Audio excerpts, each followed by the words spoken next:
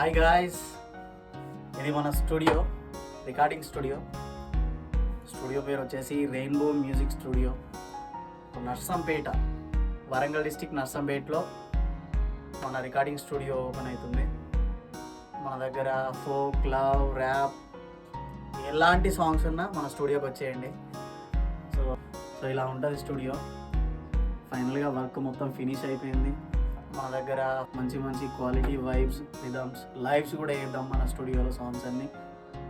తప్పకుండా మన రెయిన్బో స్టూడియోకి అందరు రండి.